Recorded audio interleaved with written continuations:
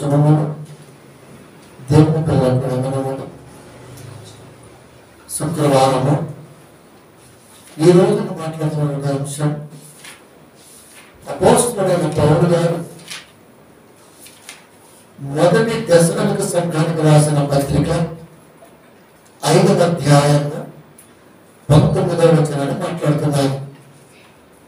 అక్కడ ఏమనుందంటే, ఆత్మను ఆత్మకుడి, ఆత్మను ఆత్మకుడి. ఆత్మను ఆర్పాలంటే సంఘ కాపురి వల్లే ఉంటుంది. మంటని ఆర్పాలంటే ఫైర్ డిపార్ట్మెంట్ వాళ్ళ వల్ల మాత్రమే అవుతుంది. మనం నీళ్ళు పోతుంటాం బయట ఇంకా ఎగిసిపడుతుంటాం. అదే ఫైర్ డిపార్ట్మెంట్లో ఉన్నారనుకోండి, వాళ్ళకి ఏ యాంగిల్లో ఆ ఫైర్ అవుతుందో ఆ యాంగిల్కి క్వైట్ ఆపోజిట్ గాను, లేకపోతే వాళ్ళు ఆర్పగలిగినటువంటి స్థితిని ఎంచుకొని దాన్ని ఆర్పుతారు. అంటే ఎక్స్పర్ట్స్. ఇప్పుడు ఆత్మను ఆర్పేది కూడా ఎవరయ్యా అంటే వీళ్ళు కూడా ఎక్స్పర్ట్స్. వీళ్ళు సాతాను అనుచరులు. బైబిల్ ఎక్స్పర్ట్సే, కానీ సాతాను అనుచరులు. వీళ్ళు ఆత్మను ఎలా ఆర్పుతారో నాకు తెలియదు. ఎందుకంటే ఈ మాటలో ఉన్న ఉద్దేశాన్ని వివరిస్తున్నటువంటి విధానం సారాంశము అన్నాడు దేవుడు. ఎబ్రీయులకు రాసిన పత్రిక 8వ అధ్యాయము 1వ వచనము, నేను వివరించుచున్న సంగతులలోని సారాంశమేదనగా, వాక్యం చెప్పేవాడు భావాన్ని, సారాన్ని జాగ్రత్తగా ఆలోచిస్తూ వాక్యోపదేశాన్ని చేయాలి. కంటక వాక్యాలు చిన్నపిల్లలు చెప్పినట్టుగా టకటక టకటక టకటక వ్యర్థం చూడడం. ఈయనే సాతాను అని చెప్పి, నేను వివరించుచున్న సంగతులలోని సారాంశం ఏదనగా, తగ్గించు, సారాంశం ఏదనగా అంటే సంగతులు, లేఖనాలు.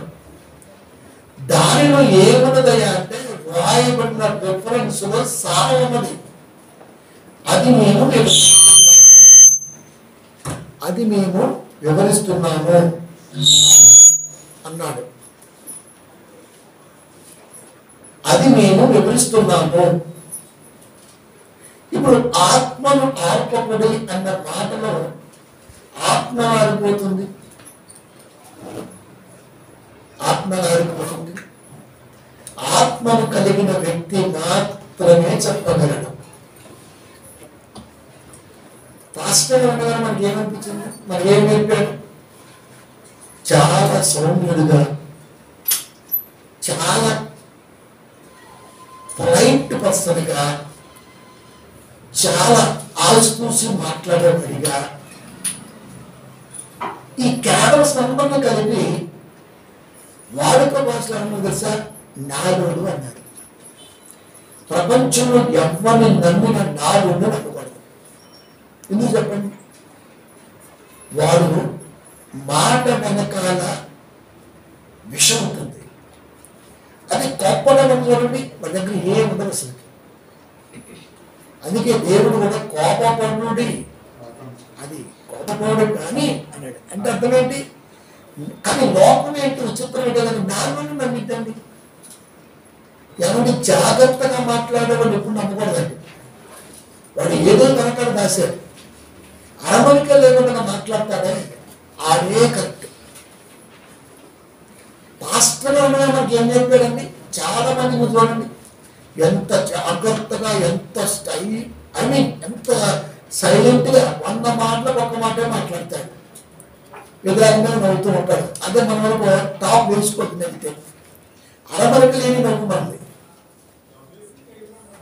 కనుక ప్రియమైన దేవుని పిల్లరా, లోకం నేర్పింది వేరు, కానీ బైబిల్ నేర్పుతుంది వేరు. విచిత్రం ఏంటంటే లోకము నేర్పిన దానిని మాత్రమే తీసుకుంటాం ఎన్ని వాక్యాలు కన్నా. బహుశా మనకి ఆత్మ వేరు లేకపోవటం వలన ఇన్ని సంగతులు మన జీవితంలో మైనస్గా ఉంటాయి. రామాకి యెరూషలేముకి ప్రవక్తగా ఉన్నాడు హన్నా కుమారుడు సమూయేలు గారు. రామాలో నివాసం 20 మైళ్ళ దూరంలో యెరూషలేము. ఈ రెండింటి మధ్య అనుసంధానకర్తగా, ధర్మకర్తగా, ప్రవక్తగా ఉన్నాడు ఏలి. తదనంతరం పాస్టర్ గారు ఎంత అవుతున్నారు, రామా నుంచి యెరూషలేముకి వస్తున్నాడు. రెడ్ కార్పెట్ వేసి పోదము తీసుకొని పూలు చల్లట్లా అక్కడ సంఘం. బాబోయ్ వస్తుంటే ఆయనలో ఏం కనబడిందంటే సంఘానికి మంట కనబడింది. ఇదేంట్రా బాబు ఇంత ఫైర్గా వస్తున్నాడు, ఇంత ఫైర్గా ఉన్నాడంటే అసలుకి. పాస్టర్ గారు ఎలా ఉన్నారు, ఎన్ని మాట్లాడట్లా. అయ్యా మీరు సమాధానంగా వస్తున్నారా మా దగ్గరికి, కూల్గా ఉన్నారా, మా దగ్గరికి మీరు సమాధానంగా వస్తున్నారా?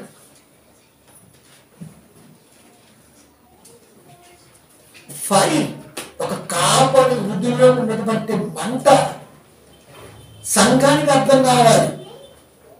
కానీ నేను ఈ కాలంలో కాపర్లంత సైలెన్స్గా ఉన్నాను. వీళ్ళకే ఎక్కువ రెస్పెక్ట్. అని లోకంలో ఒకరు గౌరవించాలని, ఒకరు ప్రేమించాలని బ్రతకూడదండి. ఈ రెండు ఎప్పటికీ దొరకవు మనిషికి. రెస్పెక్ట్ దొరకదు, లవ్ దొరకదు, ఎప్పటికీ దొరకదు. అది ఖచ్చితంగా మనం మనసులో పెట్టుకుంటే చాలా స్టెబిలిటీగా ఉంటుంది. కనుక ఆత్మమార్పకుడి, ఆరిపోతున్న ఆత్మను వెలిగించేవాడు కాపరి, మధ్యవర్తి. వీడిలోనే ఫైర్ లేకపోతే ఎదుటి వాడిని ఫైర్ ఏం చేయాలండి? కాపరిలో ఫైర్ లేకపోతే ఎదుటి వాడిని ఏమి రేకెత్తించగలండి? నా మాట అగ్ని, ఆ మాట తీసుకొని వస్తుంటే మండాలట. కానీ ఇక్కడ మొత్తం ఆర్పేసుకుని వస్తుంటాడు.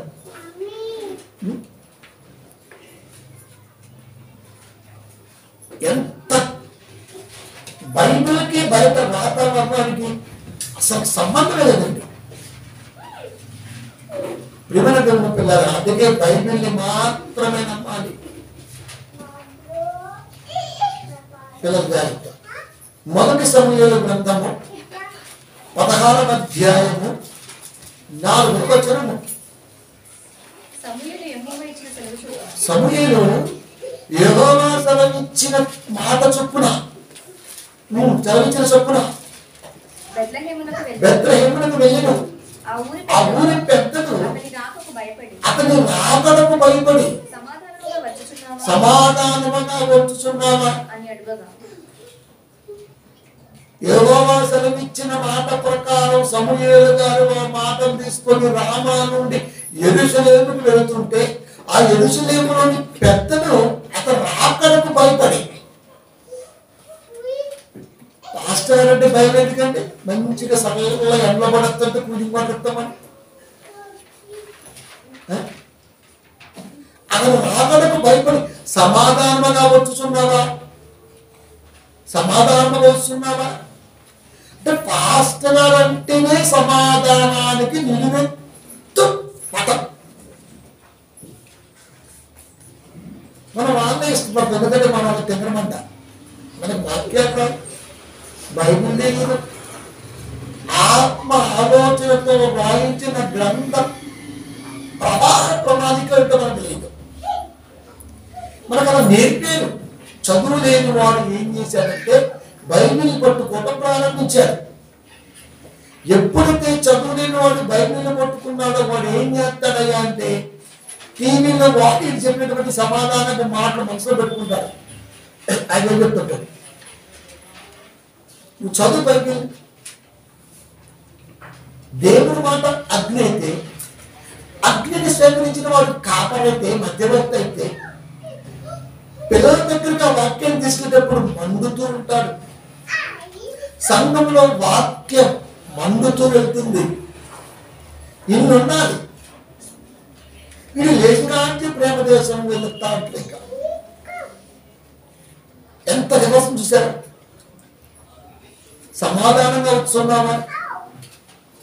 భయపడి, అంటే కాపరి మనసులో ఉన్నటువంటి ఆ ఫైర్ ని సంఘం గుర్తెరగాలి. సంఘం గుర్తెరగాలి. ఆ ఫైర్ ఏంటి, ఆ ఆలోచన ఏంటి, ఆ ఉద్దేశం ఏంటి, ఇవన్నీ కూడా సంఘం ఐడెంటిఫై చేయాలి. లేకపోతే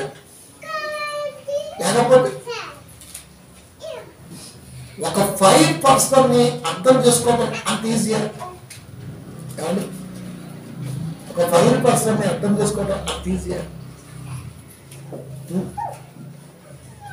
అంత ఈజీగా ఉంటుందా? పరమగీతము 8వ అధ్యాయము 7వ వచనం. పరమగీతముల గ్రంథము 8వ అధ్యాయము 7వ వచనము. అగాధ సముద్ర జలము ప్రేమను ఆత్మజాలదు. అగాధ సముద్ర జలానికి ప్రేమను ఆత్మడానికి పొంతనే ఉంది. అసలు అగాధ సముద్ర జలము ప్రేమను కలుపుతుంది. సముద్రంలో జలానికి ప్రేమకు సంబంధమే లేదు కదా. ఆయన ఎందుకు మాట్లాడుతున్నాడు?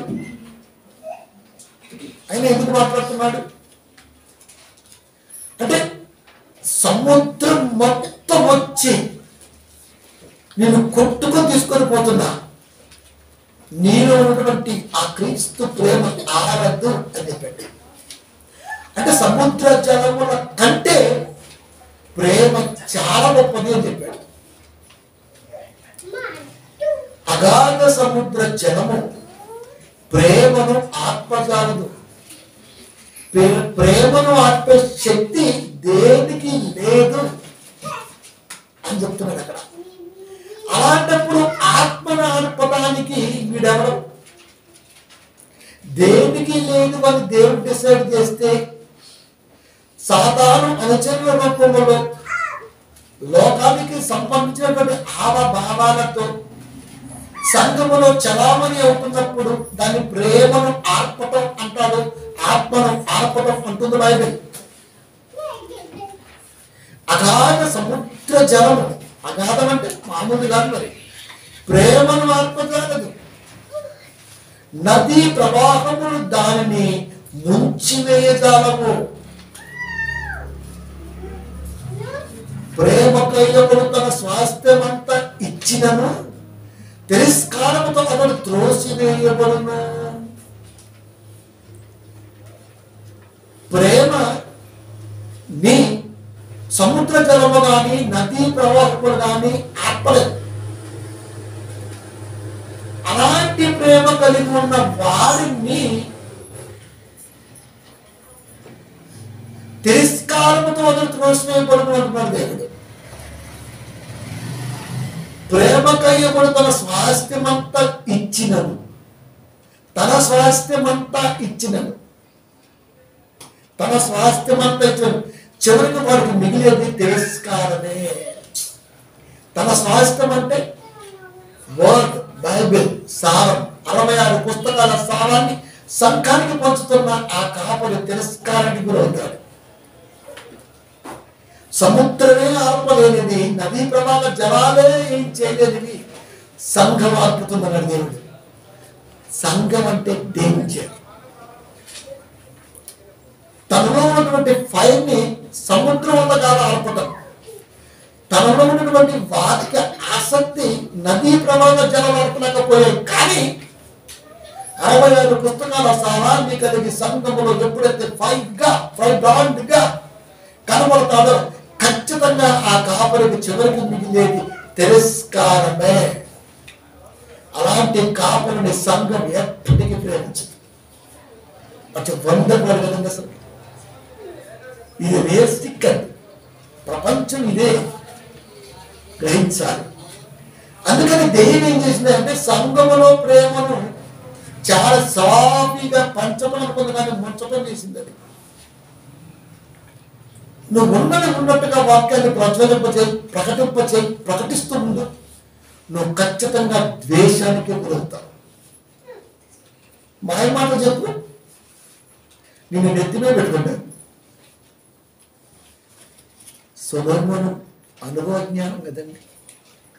ఆత్మను ఆత్మశక్తి సృష్టిలో దేనికి లేదు. కానీ విచిత్రం ఏంటంటే సంఘానికి ఉందంటున్నాడు దేవుడు. అందుకే చాలా సంఘాలలో ప్రేమ వర్ణిస్తూ ఉంటే పాపం అండి. కాస్త కోస్త జ్ఞానం ఉన్న కూడా దాన్ని బాధపడిపోతున్నారు. ఆత్మను కలిగిన దైవజనుడికి 5 ఏదైతే ఉందో చివరికి మిగిలితే అవమానం, తిరస్కారమే. ఇది ఎప్పుడైతే ఆ కాపరికి టచ్ అయిందో దేవుడు అలాంటి పర్సన్స్ అంటున్న మాట, అలాంటి సంఘం అంటున్న మాట 7:51 అపోస్తల కార్యములు. ముష్కరులారా అంటే అదేంటి? ముష్కరు అంటే దొంగ. ముష్కరులారా అంటే దొంగనా బిడ్డల్లారా. ఎవరిని? సంఘాన్ని. ఆత్మావేశము కలిగినటువంటి ఒక 5 గ్రాండ్ కాపరి మనసును తృణీకరిస్తున్నారే మీరు ముష్కరులారా, దొంగనా బిడ్డలారా, హృదయములను చెవులను దేవుని వాక్యమునకు లోపరచని వారులారా, మనస్సు దూరం, వినటం దూరం. ఏముంటుందిలేండి, ఊరికే మా చర్చి పైన రాయించి అదే అందులో సంతోషం లేదు, హ్యాపీనెస్ లేదు, ఏం లేదు, ఇలాంటివి వస్తుంటాయి. ఓ స్కిట్ లేదు. ఎలా ఉంటుంది చెప్పండి? ఎలా ఉంటుంది? ఒక ఎంజాయ్మెంట్ లేదు మా సంఘంలో.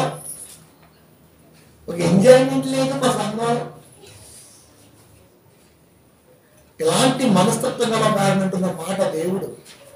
ముష్కరులారా, హృదయములను మీ మనస్సులను మొత్తం వాక్యానికి దూరంగానే ఉంచారు.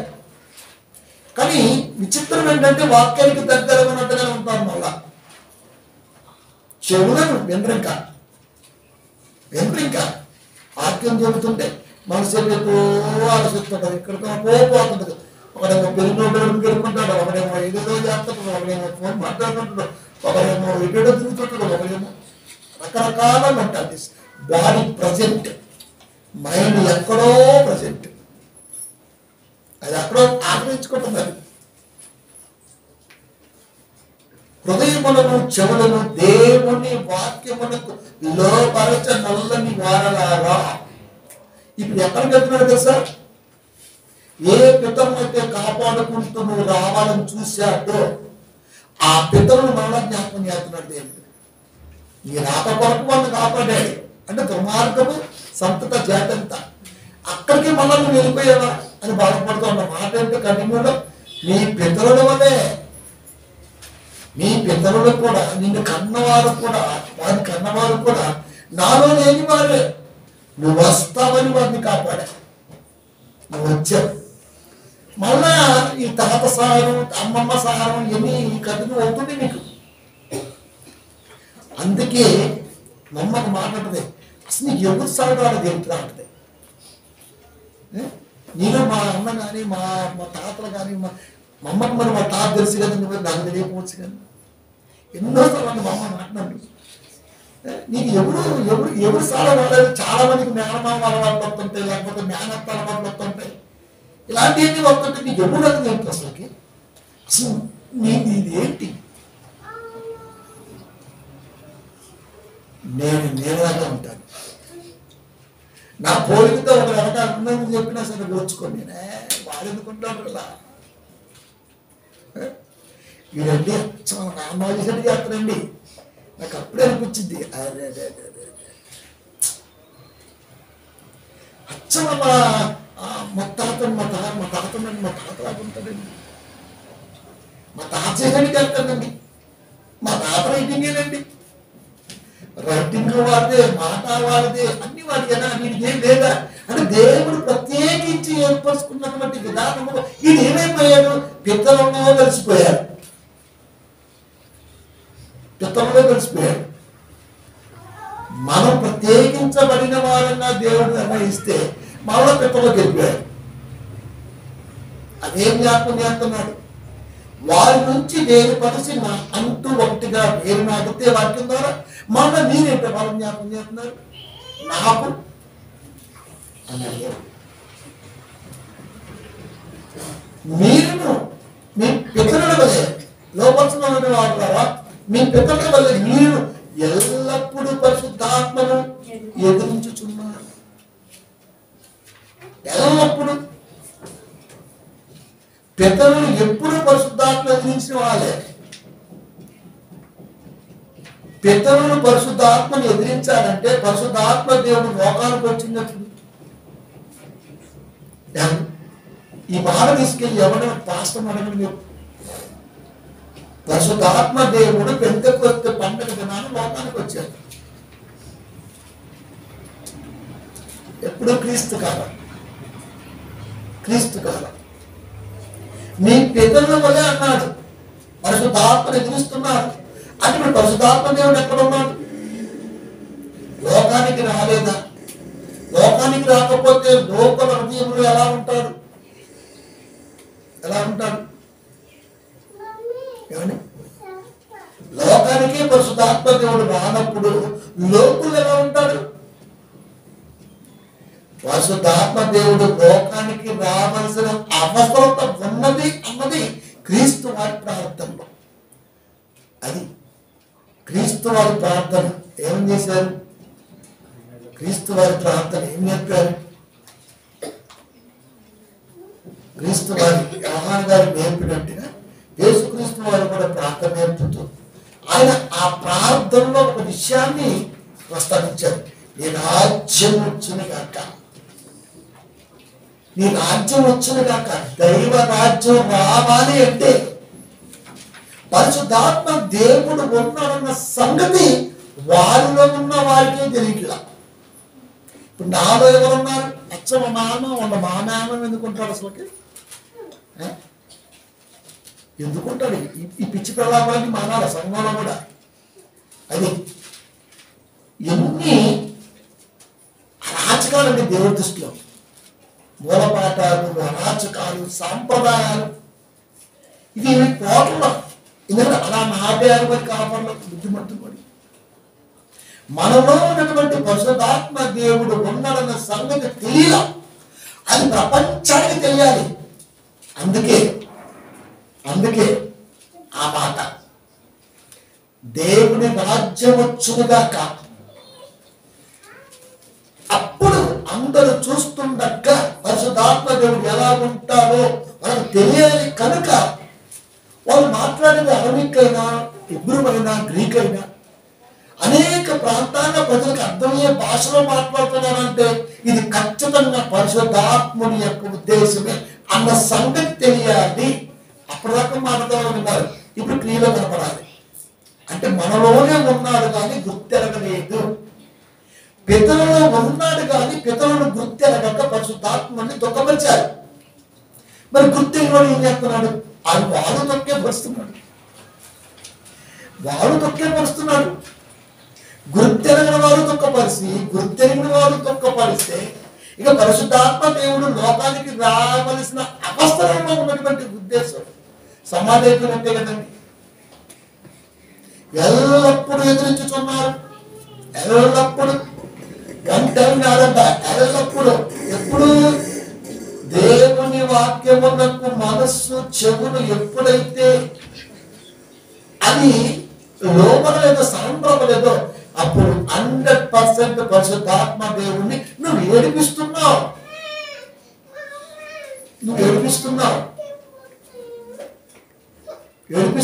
పరిశుద్ధాత్మ దేవుడు ఏడుస్తాడా? ఏం వేడమా? పైకల ఏడుపు అది బాహ్యానికి సంబంధించిన ఏడుపు అండి. బాహ్య ప్రపంచంలో ఏడుపు దరిద్రం, ఆత్మ ప్రపంచంలో ఏడుపు మాత్రమే కనపడదు. విచిత్రం ఏంటంటే మనం ఫస్ట్ ఏడుతుంటాం, కన్నీళ్లు కారుస్తుంటాం. మరి ఆత్మ కన్నీళ్లు కాల్చింది ఆ సంగతి కూడా తెలియాలి. పైన కన్నీళ్ళు కలిగితే ఓ మనం చేయకపోతుంటాం, అల్లాడిపోతుంటాం అంతే. మరి ఆత్మ ఏడుస్తుంది కదా, మరి దాన్ని ఎవడు రిక్టిఫై చేస్తాడు, దాన్ని ఎవడు గుర్తెరుగుతాడు? అది గుర్తెరగడం మనం ఎప్పుడు దరిద్రం ఒకటే ఏడు ఆడతాడని మాకు అర్థం ఇద్దరు తింటారు. బాహ్యపరంగా ఆడవటం చాలీసి, ఆత్మపరంగా ఏడుపుని గ్రహించటమే జీవితకాల కష్టం. ఇది వాక్యం లేదు కనుక ఆరిపోయి ఉన్న ఆత్మ గలవారమై ఉంటే ఎప్పటికీ అర్థమవుతుంది. 4:30 ఎఫెసీ 4:30 దేవుని పరిశుద్ధాత్మను దుఃఖపరచుకుని విమోచన దినము వరకు ఆయన యందు మీరు ముద్రింపబడి ఉన్నారు. ఎందుకు మీరు ఏడిపిస్తున్నారు దేవుణ్ణి? మీరు మీ జీవిత కాలం అంతా ఆయనతో స్టాంపులుగా ఉన్నారు, గుర్తింపు కలిగి ముద్ర వేయబడున్నారు. This land belongs to me, this property belongs to me. నీవు నా సొత్తు, నువ్వు ఎందుకు బాధపడుతున్నావు అడుగుతున్నాడు దేవుడు. ఆన్సర్ మన దగ్గర ఉంటుందా? దేహములో నుంచి ఆత్మ వేరైపోయేంత వరకు ఆ ప్రేమని అగాధ జలము ముంచివేయగలదా? నదీ ప్రవాహాలు ముంచివేయగలదా? అడుగుతున్నాడు. దేహములోంచి ఆత్మ వెళ్ళిపోయేంత వరకు ఆ ప్రేమని ఎవడు ఆత్మలేదు. కానీ సంఘం ఆర్పుతుంది. వండర్ఫుల్ కదా అసలు. సంఘానికి అని చెప్తే నువ్వు చూడండి దరిద్రం.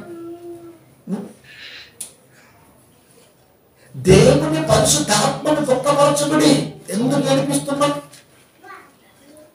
ఆనందం చాలా మంది దాని సైకోటికి ఎదుటివాడు ఏడిపిస్తే మనకు ఆనందం, అది ఎదుటివాడు ఏడుస్తుంటే మనకు ఆనందం. మరి ఇదేం సైకోయిస్తున్నాడు? దేవుని పరిశుద్ధాత్మను దుఃఖపరచుకుని, దేవుని పరిశుద్ధాత్మ నీతోనే నీలోనే ఉన్నది, అది ఏడుస్తుంది. కానీ మనం పుట్టారు విమోచన వరకు, ఈ లోకము నుంచి నువ్వు నేను వేరైపోయేంత వరకు my property. Mudra Mudra వేసానంటే it's stamp. కానీ ఆత్మ ఆరిపోయింది కాబట్టి దాని విలువ మనకి అర్థం కాల. అందుకే ఆత్మను ఆర్పకుడి. ఆత్మ ఎప్పుడు ఫైర్ గానే మండుతూ ఉండాలి. అందరి పిల్లల్లో ఆ తలంపై బలంగా ఉండి తీరాలి. వాక్యం అంటేనే అగ్ని. శరీరంలో ఈజు తగ్గితే ఆటోమేటిక్గా లోబీపీ ప్రాణం పోద్ది, తెలుసా మీకు? అందుకని కాళ్ళు చేతులు శరీరం సల్లబడుతుంటే రఫ్ చేస్తుంటాం మనం. ఆత్మ సల్లబడుతుంది ఇక్కడ.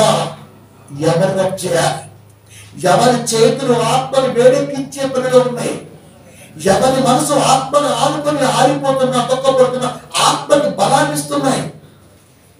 అడుగుతున్నాడు దేవుడు. నా మన సాక్షిని ప్రశ్నిస్తే అని నువ్వు అనుకుంటే ఆన్సర్ ఖచ్చితంగా దొరుకుతుంది కదా. 3:19 ఎఫెసీ జ్ఞానమునకు మించిన క్రీస్తు ప్రేమను తెలుసుకొనుటకును తగిన శక్తి గల వారు కావాలని ప్రార్థిస్తున్నా. జ్ఞానం జ్ఞానం జ్ఞానం గొప్పది. దానికి మించి క్రీస్తు ప్రేమ తెలియాలి నీకు. ఎందుకు? అగాధ సముద్ర జలములు ప్రేమను ఆత్మజాలం అన్నప్పుడు నదీ ప్రవాహములు దాన్ని ముంచి వేయలేము అని ఇంత స్టెబిలిటీగా దాని కొరకు దేవుడు రాయించినప్పుడు ఆ ప్రేమను తెలుసుకోవడానికి నీకు శక్తి కావాలి. ఆత్మ మండితేనే ఆ ప్రేమలో నీకు తెలుస్తుంది. లేకపోతే తెలియదు. సువార్త కొరకు రంపాలతో కోయబడ్డారంటే ఆత్మ సావులు మన తోడుగానే ఉంది, ఎక్కడ తగ్గల.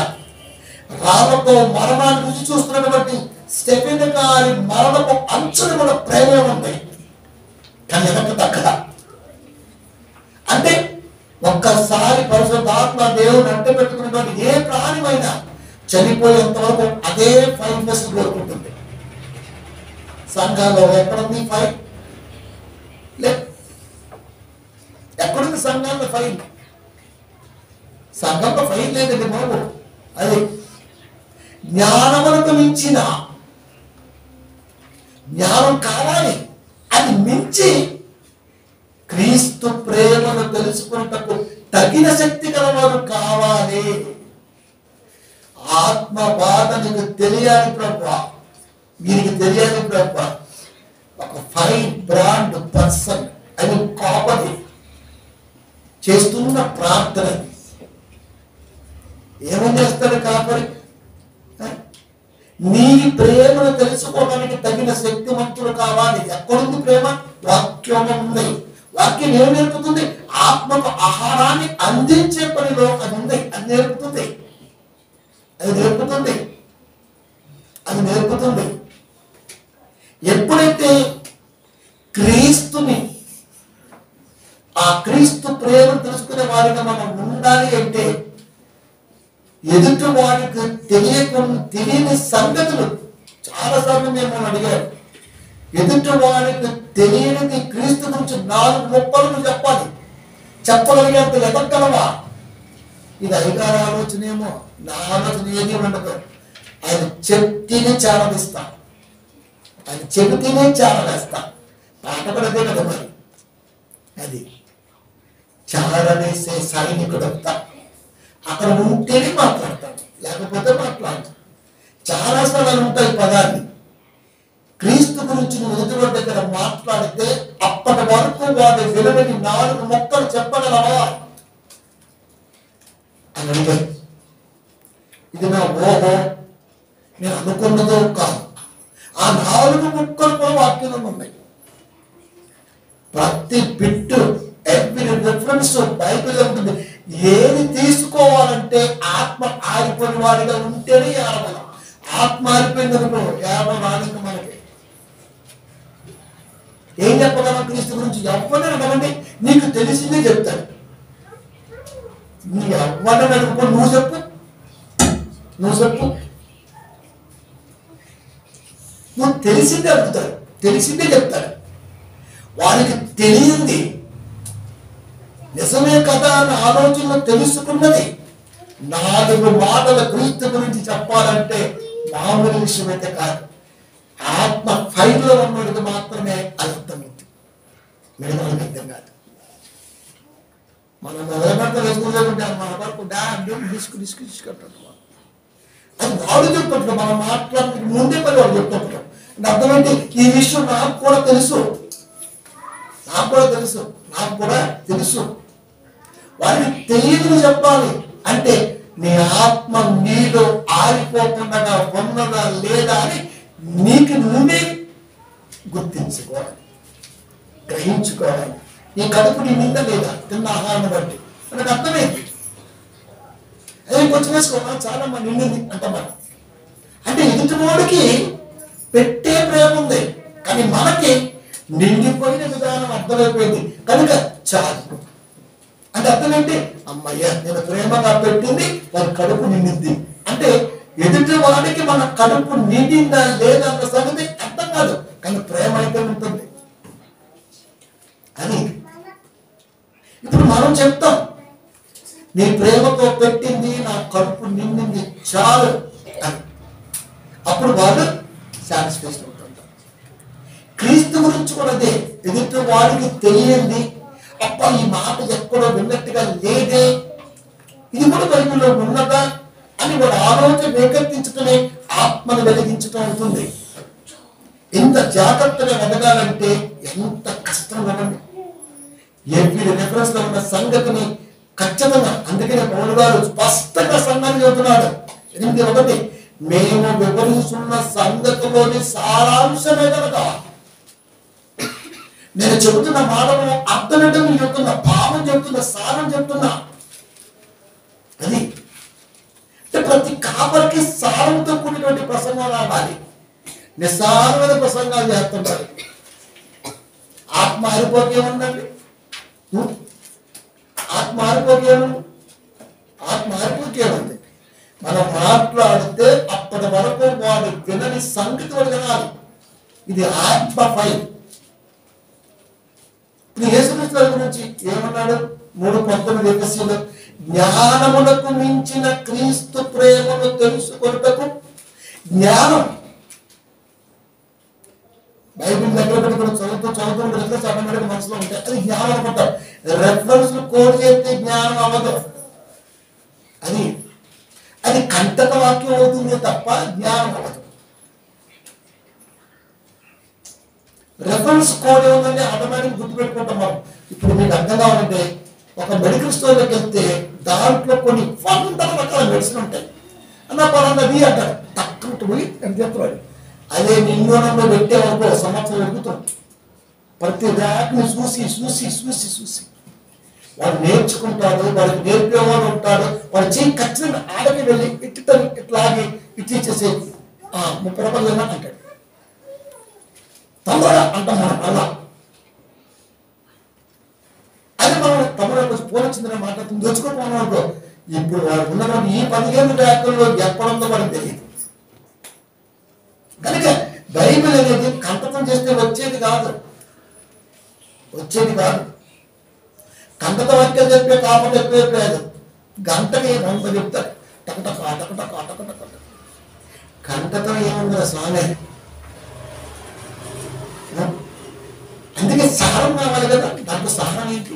కుటుంబం అంటే అర్థం ఏంటి? ఏముందండి, భార్య, 2 పిల్లలు, అంతేనా? అయిపోయిందా? అదేనా కుటుంబం అంటే? అంతమించి ఏముందని అంటే మీ కుటుంబం మెంబర్స్ చెప్పండి అంటే అది కుటుంబం మెంబర్స్. అది ఓటర్ లిస్టులో మరొకరు వచ్చినప్పుడు మీ ఫ్యామిలీ మెంబర్ చెప్పండి, మీ కుటుంబ మెంబర్ చెప్పినట్టు అది కుటుంబం అన్న సభ్యుల సంఖ్య. ఇక్కడ నేను అడుగుతున్నది కుటుంబం అంటే ఏంటి? అది 50 దగ్గర ఆన్సర్ లేవు. This is my family, lovely family, ఈ ఫ్యామిలీ, మెగా ఫ్యామిలీ అంటాడు. అసలు కుటుంబం అంటే ఏంటి? కుటుంబం అంటే ఏంటి? ఏ కుటుంబంలోకి తెలియదు. నేను మా యాభై 2 పిల్లలు, ఇంతేనా? ఇదే కుటుంబం. ఇదే అందరికీ తెలిసింది. తెలియందేంటి? ఇక్కడికి వచ్చి అక్కడికి వెళ్దాం. ఫస్ట్ క్రీస్తు కావాలి కదండి. మరి క్రీస్తు కావాలి కదా ఫస్ట్. జ్ఞానమునకు మించిన క్రీస్తు ప్రేమను తెలుసుకోవాలని ప్రార్థించుచున్నారు. క్రీస్తు ప్రేమ అంటే క్రీస్తుని గురించి వెల్లడిపరిచే పద్ధతి బైబిల్లోనే ఉంది. అప్పుడే ఆత్మ వెలిగింది. 1 తిమోతి 3:16 నిరాక్షేపణగా అంటే ఆపేక్షించకూడదు. ఇంకోడు ఆపేక్ష లేకుండా ఇంతేనా అది కాదు.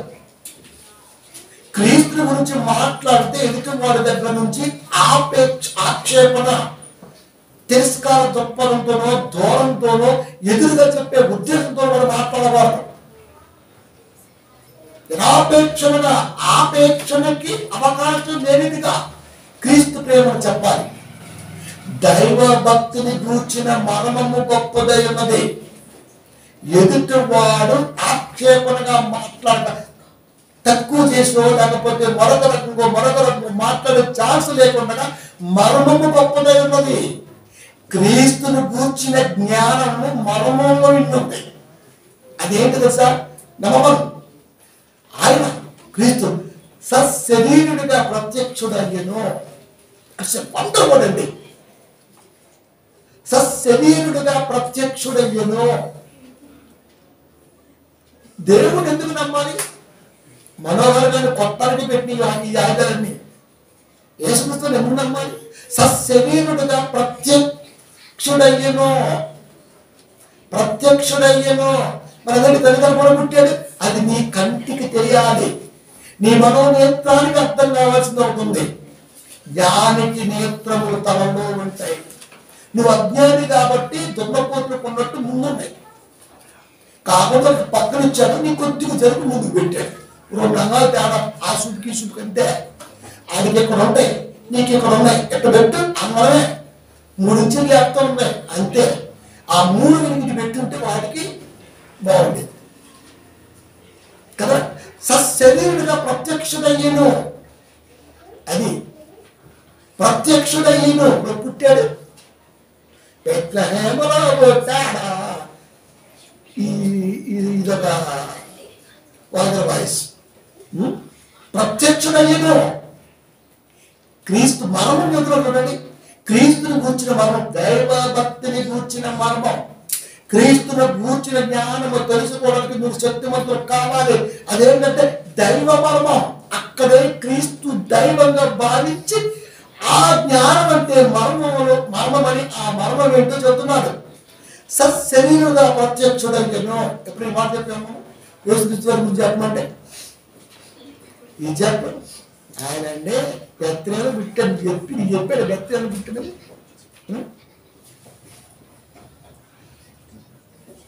సశరీరుగా ప్రత్యక్షుడయ్యను. ఆత్మ విషయమున నీతి పరుడని తీర్పునందెను. పుట్టిన ఆయన ఆత్మ విషయములో నీతిమంతుడు. పుట్టిన ఆయన ఆత్మ విషయములో నీతిమంతుడు. తీస్తున్నాను. తీర్పు మన మామూలు కాదు, తీర్పు అంటే యేసుక్రీస్తు వారికి కూడా నీతిమంతుడనే తీర్పు జరిగిందా? భూలోకములో ఉండగా ఎవరైనా మనుషులే కాబట్టి ఆయన సశరీరుడిగా ఉన్నాడు కాబట్టి ఆత్మ విషయంలో ఆయన నీతిమంతుడని తీర్పు జరిగిపోయాడు అక్కడ. అంతేకాదు దేవదూతలకు కనబడను, దేవదూతలకు కనబడను. అంటే అంతకు ముందు దేవదూతలకు కనబడలేదా? పరలోకంలో ఉన్నాడు కదా, మరి పరలోకంలో ఉన్నాడు కదా. పరలోకములో దేవదూతలకి యేసుక్రీస్తు వారు తెలుసు కదా. మరలా దేవదూతలు కనబడ్డాడు అంటున్నాడు. దేవదూతలకి కనబడ్డాడు ఎప్పుడు తెలుసా? సమాధి. ఎక్కడ వచ్చాడు? పుట్టాడు, ఆత్మలో తీర్పు నొందాడు. ఇప్పుడు సమాధి దగ్గరకు వచ్చింది. మరలా ప్రయాణంలో ఎదుగుతారు గురించి దేవదూతలు తలాపులు కూర్చొని ఏమన్నా మంత్రులకు పెడితే ఆయన ఇక్కడ లేడు, ఆయన ఇక్కడ లేడు. వెళ్తున్నాడు చూడండి, ఎదుగుతాడు వెళ్ళండి. ఆయన ఇక్కడ లేడు, తిరిగి లేచాడు. ఆయన ఇక్కడ లేడు. దేవదూతలు కనబడ్డాడు. కనబడ్డాడు. రక్షకుడిని జనములో ప్రకటింపబడిను. జనములలో రక్షకుడని ప్రకటింపబడ్డాడు. లోకమందు ప్రకటింపబడిన, లోకమందు నమ్మబడిన. ఆలోకనమై తేజోమయుడైన అయిపోయింది. గురించి అయిపోయింది. ఎవరికైనా చెప్పండి, ఇందుట్లో ఎంటైర్ బైబిల్ ఉంది. 5 పదాలు బైబిల్ని ముడిపెట్టి మాట్లాడాడు పౌలండి, మహాజ్ఞాని. ఆయన ఎవ్వడు దరిదాపులు కూడా రాలేడు. క్రీస్తును వర్ణించడం అది. ఇప్పుడు కుటుంబాన్ని వర్ణించండి. క్రీస్తు వర్ణన మనకు అర్థమైంది. కుటుంబం వల్ల ఏమర్థమైంది? కుటుంబం వల్ల ఏమైపోయింది? ఇంతే. ఇంకా చెప్పడానికి ఏమీ ఉండదు. ఇంకా క్రీస్తుని గురించి చెప్పేవాడు లేకపోతే మరొకరితో మాట్లాడేది ఆత్మ ఆరిపోయిన సంగతులు. ఆత్మను వెలిగించేవాడు రెఫరెన్స్ చూపించి క్రీస్తుని గురించి ఇలా మాట్లాడితే ఎవడైనా ఆశ్చర్యపోతాడు 100%. అలాగే కుటుంబం గురించి కూడా మాట్లాడమంటే ఏం చెప్తారు? అదే దాంట్లో నలుగురు మేము, అదే కుటుంబము. నలుగురు కలిపి 4 అక్షరాలతో కుటుంబం అయిపోయింది. ఇది ఎప్పటికీ మరొక వ్యక్తికి చెప్పడానికి కానీ మరొక వ్యక్తితో పంచుకోవడానికి కానీ అందనటువంటి దైవజ్ఞాని. ఒకరోజు చెప్తారు కుటుంబము అనే అంశం. ఎందుకంటే ముందుగా చెప్పిన ఏం చెప్తారు, క్రీస్తు గురించి ఏం చెప్తారని. కాబట్టి మీరు దేవుని పిల్లరా క్రీస్తు గురించి మీకు క్లారిటీ వచ్చేసింది. కుటుంబం గురించి కూడా రావాలి, అది వస్తుంది. కనుక తేజముడైన లోకమందు నమ్మబడిన ఆరోగ్యుడై తేజముడైన యేసుక్రీస్తు వారి గురించి ఇంతకంటే ఇంకేమన్నా మిగిలింది అడగని చెప్తాడు. ఆయన అండి యేసుగారు పుట్టాడండి, ఆయన అండి నజరేతులు పెరిగాడండి, ఆయన అండి అద్భుతాలు ఎక్కడ చెప్పట్లు అద్భుతాలని మన నోట వచ్చే మొత్తం ఆత్మాడిపోయిన మాట్లాడండి. అద్భుతాలు చేశాడు, స్వస్థత చేశాడు, ఏం చెప్తాడు. మరి పవన్ గారు ఎందుకు చెప్పట్లా తిమోతికి? ప్రియ శిష్యుడు కదా, జ్ఞానం నేర్పుతాడు. కాపరి ఎప్పుడు పిల్లలకి జ్ఞానాన్ని నేర్పుతాడు. అది నీలో ఉన్నటువంటి నీవు కలిగినటువంటి దైవభక్తి ఏదైతే ఉన్నదో అది క్రీస్తుని గురించి ఇప్పుడు చెప్పినటువంటి ఆ 1:3-16 ఉన్న ఉద్దేశాన్ని మహాటంగా వివరించగలిగేంత స్థితిలో నువ్వు ఉండాలి. ఇలా కూడా ఆలోచింపజేయాలి. ఎలా? ఇలా సామెత గ్రంథము 30వ అధ్యాయము 4వ వచనము, ఆకాశమునకెక్కి మరలా దిగినవాడెవడు, ఆకాశమునకెక్కి మరలా దిగినవాడెవడు, ఆకాశమునకు ఎక్కి మరలా దిగినవాడెవడు అంటే అర్థం ఏంటి? ఒక్కసారి ఎక్కడి నుంచి వెళ్ళిపోతే పోవడమే కానీ మళ్ళీ వచ్చేదే లేదు.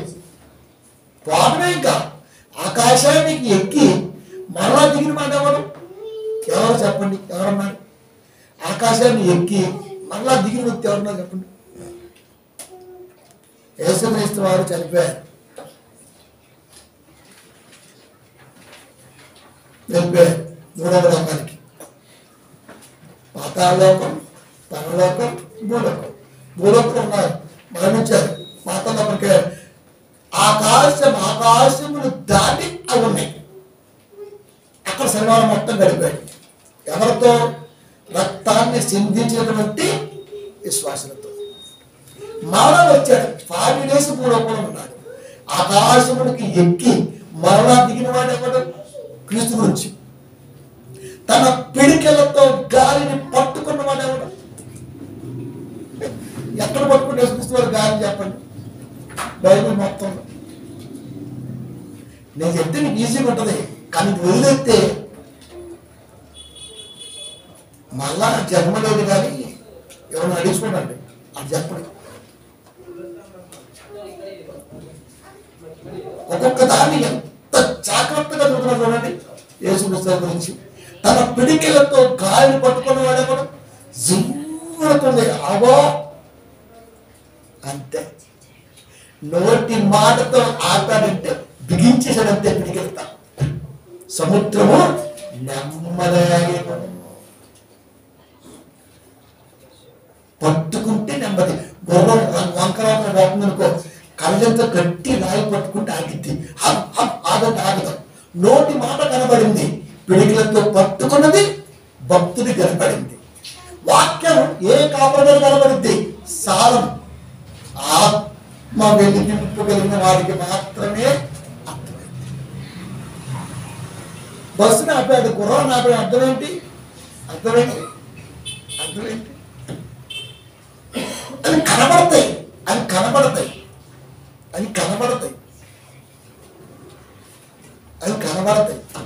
నోటి మాట కనబడింది, కానీ పిడికిలతో పట్టుకున్న సంగతి ఎవరు చెప్తున్నారు? జ్ఞాని చెప్తున్నాడు. అంటే యేసుక్రీస్తు గురించి ఇలా ఉంటాడు. బట్టలో నీళ్లు మూట కట్టిన వాడెవడు? బట్టలో నీటిని మూట కట్టిన వాడేవాడు. ఇది ఎక్కడ ఉందో మళ్ళా చెప్తాం. సులభడికి ఏం పర్లేదండి, గంటలో చెప్తాయి. అంత జ్ఞానాన్ని చెప్పాలని ప్రయత్నం చేస్తుంటారు. బట్టలో నీళ్ళేంటి అసలు? బట్ట దేనికి సాదృశ్యం? బట్ట చెప్తున్నాడు. బట్ట దేనికి సాదృశ్యం? బట్టలో నీళ్లు మూట కట్టాడా యేసుక్రీస్తు వారు? ఎక్కడైనా బట్టలో నీళ్లు మూట కట్టిన వాడు భూమి యొక్క అడగస్తాను. భూమి యొక్క దిక్కులన్నింటినీ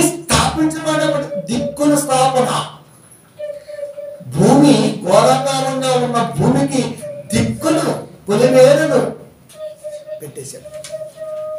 దిక్కులు పెట్టాడు. బట్టతో నీళ్లు మూట కట్టడం అంటే నీ కంటి కనబడుతున్న బట్టతో కట్టడం కాదు. గొర్రె పిల్ల రక్తములో వస్త్రము కడుక్కుంటే తెల్లగవుతుంటే అంటే ఇప్పుడు రక్తంలో బట్ట ముంచి తెల్లగవుతుంది. అవుతా నెత్తుల్లో తెల్ల బట్ట ముంచితే ఎర్రగైతే. గొర్రె పిల్లల రక్తములో కరగబడిన వారు తెల్లని వస్త్రం ధరించుకుంటారంటే తెల్లని వస్త్రాలు ధరించుకుని తెల్ల వస్త్రాలకి రక్తంకి సంబంధం. ఇక్కడ భావం ఏం చెబుతున్నాడంటే నీరు అనగా జలములు అందరినీ ఒక తాటి మీదుగా తీసుకురావడానికి ఒకే ఒక మాటతో మూట కట్టాడు యోహాను గారి నోట. లోక పాపమును మోసుకొని పోవు దేవునితో మోసుకొని పోతాడు. మూట కడితే మోసుకొని పోయేది. బైబిల్ నీకు అర్థమైంది, బైబిల్ అర్థం కాదు. బైబిల్ అర్థమవుతుంటది, బైబిల్ అక్కడికి అర్థం కాదు. ఇంతమంది భక్తుల సారాన్ని మనం సారంతో ఆలోచించగలిగిన రోజున అర్థమైంది. మోసుకొని పోవు దేవుని గొర్రెపిల్ల. మళ్ళా నువ్వు బట్ట అంటావో మళ్ళీ ట్రంకు పెట్టి అంటావో డౌట్ వచ్చింది. ఒక గొర్రెల కాపని నువ్వు చూస్తే టవల్లో కలిసి కట్టుకుంటాడు, చేతిలో కర్రెట్టుకుంటాడు, నడుపుతూ ఉంటాడు. టిఫిన్ బాక్సులు లేవు. ఇప్పుడు స్టైల్ అక్కడ నుండి కూడా స్విగ్గీలో ఫోన్ చేస్తుంది. టెక్నాలజీ పెరిగింది కాబట్టి ఇది వాడద్దు. అడిగిన ఉంటాడు, జొమాటో ఆకలి వేస్తుందా, లొకేషన్ పెడతాడు, అంతే. చికెన్ బిర్యానీ అంటే అంతే, మటన్ బిర్యానీ సచ్చినట్టుగా ఇవ్వాల్సిందే. అక్కడికి వెళ్ళి జొమాటో వద్దు, ఎక్కడికైనా వెళ్తాను. అది బట్టలో మూట కట్టి నీళ్లు, జలములు.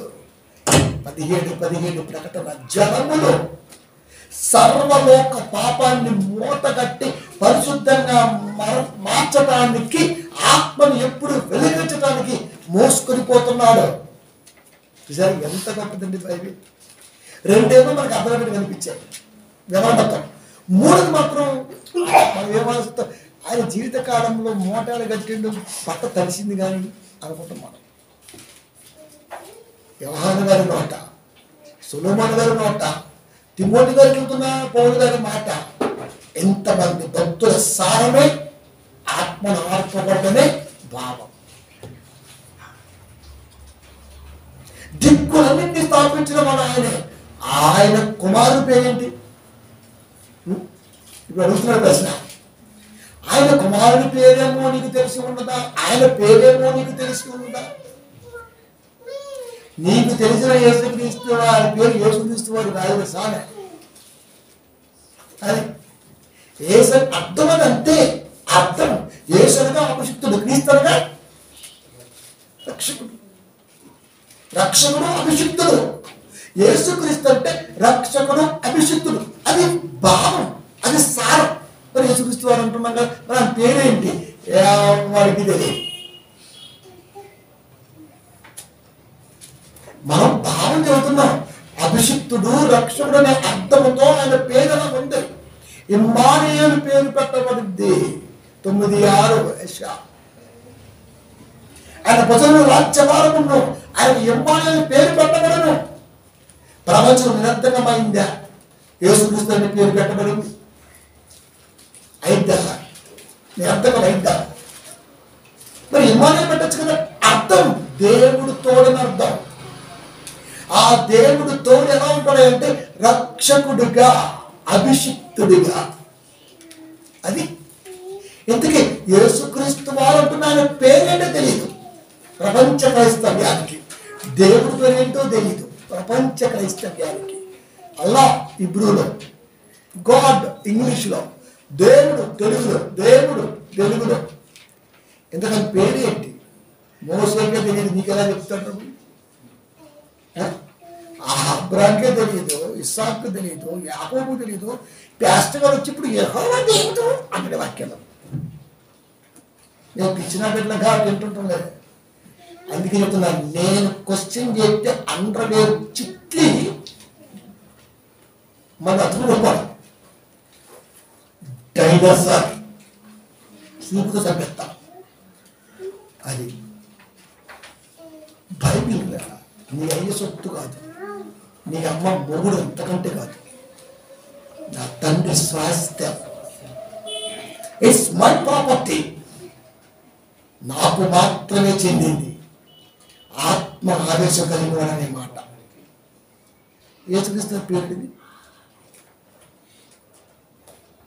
తీరాగా ప్రసాద్ ఏమంటారు ప్రసాద్,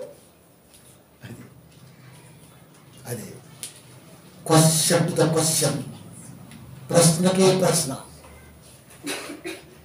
అది ఎవరు దేవుని పిల్లగా. అందుకే మంచి ఆలోచన, ఇప్పుడు కొత్త ఆలోచనతో ఉంటాయి. ప్రతి దాన్ని ఒక మాటతో చుట్టుకుంటూ టీవీలో చూపించాలనుకున్నా. అందుకే ఫస్ట్ దీన్ని తీసుకొచ్చా, టెస్ట్ చేసిన, బాగుంది, ఓకే. దాన్ని కూడా చూసిన, ఓకే బాగుంది. అందుకే రాజు తమ్ముడు చెప్పిన ఆదివారం కల్లా ఈ కట్నం పోవాలి, వెనకాల మొత్తం వీలు రావాలి, ఆ తర్వాత ఒక టీవీ రావాలి, స్మార్ట్ లేటెస్ట్ మోడల్ కావాలి.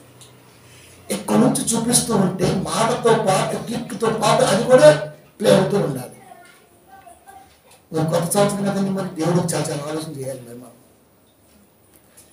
ఎంతోడు వాక్యం చెప్పి మా అబ్బాయి బాగా చెప్తాడు. నా అమ్మని చెప్పు, నేను కూర్చోతాను, నా అమ్మని చెప్పు.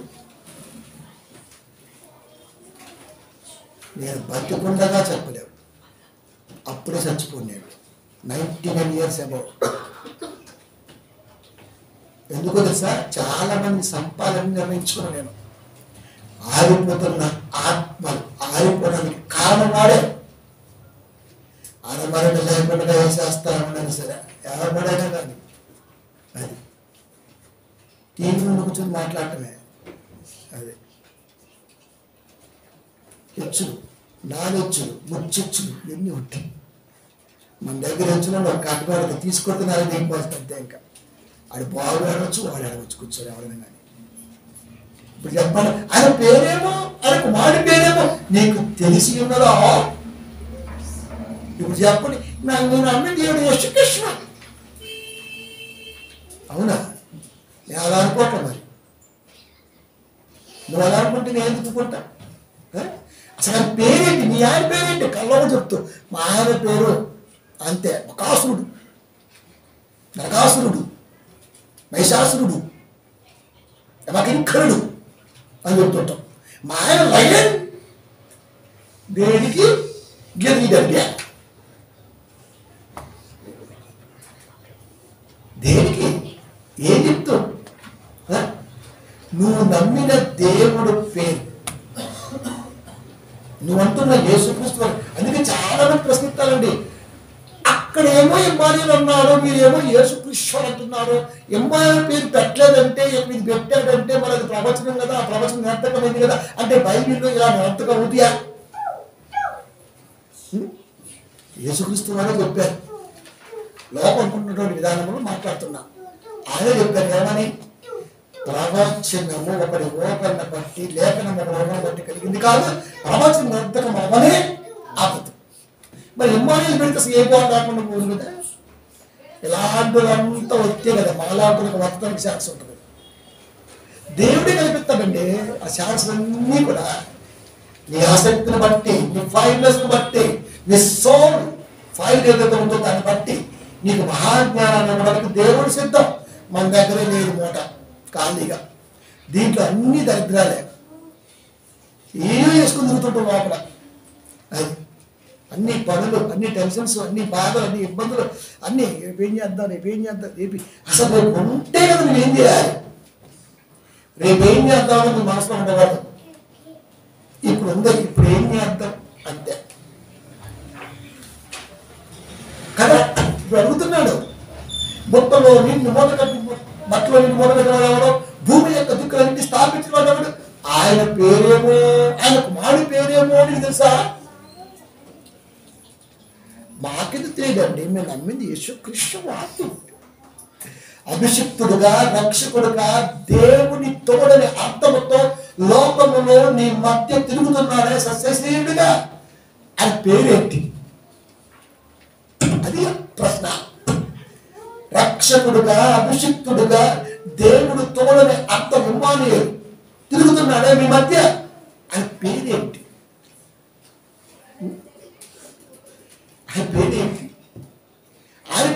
సుమేరుని పేరు పెట్టుకునేవాడు సుమేరు గారి దగ్గర 800 రోజులు మరి సున్నత అయిపోయిన తర్వాత అది ఆయన పెట్టిన పేరు. అసలు ఆయన పేరేంటి? ఎవరో పెట్టిన పేరు నువ్వు చెప్తావు. అసలు నీ పేరేంటి? నా పేరేంటి? నాకు మా అమ్మాయి పేరు పెట్టారు. అది కాదు, అది గవర్నమెంట్కి సంబంధించింది, దానికి ఒక అవసరం. ఇప్పుడు దేవుడి కాడికి వెళ్తే నీ పేరేంటి? ఏం చెప్పాను? ఏం చెప్పు? మన దగ్గర ఆన్సర్లు ఏమీ లేవబ్బా. క్రైస్తవ దగ్గర ఆన్సర్ లేవు. అందుకే ఇది కూడా ప్రశ్నిస్తున్నాడు. ఇది తీసుకుని ఆడ ముందు కూర్చుంటే ఆడికి ఇంకేముంటదండి? రాధా మనోహర్ రాధా రాధా మదిలో నా మన్మథ బాధ డాన్స్ చిరంజీవి స్టేట్ బాగుంటుంది. ప్రశ్నేంద్ర ప్రశ్నేసిన వాడికే తెలియకుండా ప్రశ్నిస్తున్నాడు. నాలాంటి ఎక్కడానికి ఛాన్స్ ఇస్తున్నాడు. కానీ బైబిల్ ఎంత గొప్ప చూడండి. అందుకని నీదైన తలంపుతో బైబిల్ని ఎప్పుడూ చదవకూడదు. దైవ తలంపుతో మాత్రమే చదవాలి. ఎవరో నేర్పి ఎగ్జామ్ పెడితే పాస్ అయిపోయావనుకో, నీకేమొచ్చు? మరి మూసీకాల ప్రక్షాళన అంటారు. మళ్ళా నెక్స్ట్ ఇయర్ మళ్ళీ ప్రక్షాళన, మళ్ళా నెక్స్ట్ ఇయర్ ప్రక్షాళన, ఇంకా ప్రక్షాళన అవ్వదు. ఇంకా ఇది బతుకుడు అంతే. ఇంకా ఆ నేర్పినెత్తు అంటే ఆ నేర్పినెత్త అంటారు. తందాన తూ తూ తూ తూ అట్లంతే. ఇంకా పిసరంత జ్ఞానంతో పిల్లి మిత్రి మనసుతో ఏం చెప్తున్నా సాగే? ఏం చెప్తూ? నిద్రలో కూడా జ్ఞానాన్ని అడుగుతారు. మళ్ళీ ఏమనగా మెరుగుసిన అడుగుతాను, ప్రభు జ్ఞానం ఇచ్చావా? అందుకు అనిపించట్లేదు. అందుకే ఆదివారం లాస్ట్ రెఫరెన్స్ మైండ్ ఊడి కింద పడి కిలికిలికి కొట్టుకుంటుంది. ముందు నా కొట్టుకున్న మీకు చెప్తున్నా. అమ్మగారు చెప్పిన అమ్మగారు కూడా కొట్టుకుంటారు. అంటే ఎవరికైనా కొట్టుకూడదని ఫస్ట్ నా కొట్టుకుంది. బాబోయ్ ఏంటిదైనా ఈ పదాలు ఇంత లోతుగా రాస్తుంటే ఈ జ్ఞానం ఎవరికి పట్టుకోవాలి? మూట వెనకాల ఉంది, దాంట్లో ఏమన్నా ఎంతీగా డౌన్లోడ్ చేసి కొత్తమైనటువంటి ఎనర్జీ ఎక్కాలి. వాక్యం దించే అంతే. ఎంత ఖాళీగా ఉంటే అంత వాక్యం ఎక్కింది. మన దగ్గర స్టోరేజ్ అయిపోతుంది. మనది మొత్తం ఫస్ట్ 2 GB అంటే వామ్మో అనిపించింది. ఇప్పుడు 24 GB, 34, 64 అయినా సరిపోట్ల. ఫుల్ మెమరీ ఏమి ఎక్కిస్తున్నాడు దాంట్లో. ఇంటర్నల్ 64 ఉంది, అయినా నిండిపోద్ది.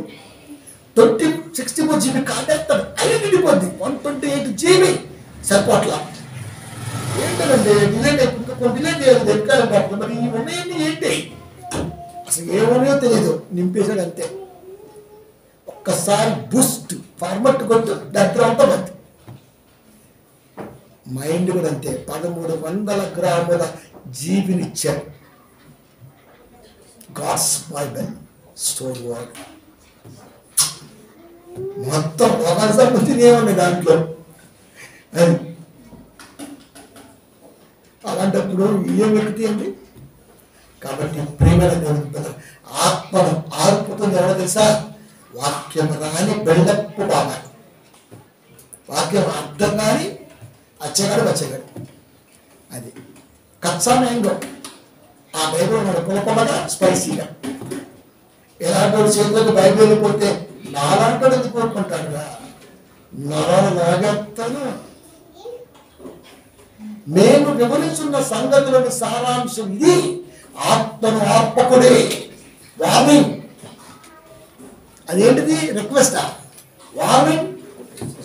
ఆత్మను ఆత్మకుడే. అది ఆత్మకుడే. ఎట్టమంది ఇది ఎలా ఉంది? ఒక విషయాన్ని అక్కడ సడన్గా ఆపాలంటే ఖచ్చితంగా గర్పించాలి. అది చెయ్యకమ్మా అన్నవరకు చేసి తిరిద్ది, అన్నవరకు టెక్కనది. అంటే అయిపోయింది. కోపం లోకానికి కనపడేది, ప్రమాదం ఆయన తీరును బట్టి కనపడేది. ఏం చూస్తాం మనం? ఏంటండి ఊరికి కోపడతాడు, ఆ కోపాడు నువ్వు తిట్టుకుంటాడు. మరి ఆత్మను ఆడుతున్న వారి మీద గల వాక్యం ఫైల్ ఇలాగే ఉంటాడు. కాబట్టి ప్రియమైన దేవుడు ఎంత బాధ కలిగితే తెస్సలోనిక సంఘం అన్య సంఘంలోకి మరల దేవాలయంతో ప్రవేశిస్తుంటే వాక్యం అనేది తిరిగి మరలా తప్పుదారులకు వెళ్ళిపోతున్న భయంతో ఆత్మను ఆత్మకుడి అన్నాడు అక్కడ. అది దేవాలయం కూడా అర్థమైంది, తెస్సలోనిక సంఘానికి కూడా అర్థమైంది. దీని వెనకాల ఎంత సారంతో భావం ఉన్నది అంటే, ఇన్ని సంగతులు తెలిస్తే ఎవరండి యేసును ప్రశ్నించారు? అసలు బైబిల్ని ఎవరు ప్రశ్నిస్తారు? కనుక ఆయన పేరేమో, ఆయన కుమారుడు పేరేమో ఏమీ తెలియదు, ఆయన పేరేంటో తెలియదు. యెహోవా యారే యారే ఆడు ఉగ్రు ఉగ్రులు యారే యెహే యెహే అది పేరు కాదు, నీకు అర్థం కావడం కొరకు అంతే. మోసతో అన్నమాట ఉన్నాడని చెప్ప ఉన్నాడని చెప్ప ఉన్నవాడు అంటే పేరా? అసలు పేరేంటి నీకెందుగా? నా పేరుతో నీకేం పని అంతే. తర్వాత కొట్టుకొని చస్తారని చెప్పేసి ఒక పొల్ల వేసాడు నా పేరు. ఫర్ ఎగ్జాంపుల్ పొల్ల అని అనుకో, ఇప్పుడు దేవుడి పేరు, మా దేవుడి పేరు పొల్ల అంటాం మనం. అలాగే ఎందుకనో మనం తెగ జాతి ఏమి వింటేది అంటాం మనం. ఆయన పేరు సెల్ ఫోన్ ఉందనుకో, సెల్ ఫోన్ అంటాం. ఆయన పేరు ఫ్యాన్ అంటే మా దేవుడి పేరు ఫ్యాన్ అంటాం మనం.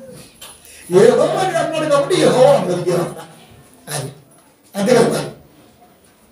అందుకే కనుక్కో ఫస్ట్ నేనేంటో కనుక్కో, నా పేరు కనుక్కో. ఎక్కడుంది నా పేరు? ఎక్కడ ఉంటుంది? ఎక్కడ ఉంటుంది? 66 పుస్తకాల్లో ఉందిగా, ఆడే ఉంది కదా. ఏదైనా సరే దీంట్లోనే ఉంది. ఎక్కడుందని ఏం చెప్తుంటే 66 పుస్తకాల్లో 40 మంది ప్రవక్తల మాటతో రాయబడ్డ పరిశుద్ధ ఆలోచనలో ఇమిడి ఉంది. ఎతుకు ఇప్పుడు ప్రార్థించుకున్నాను.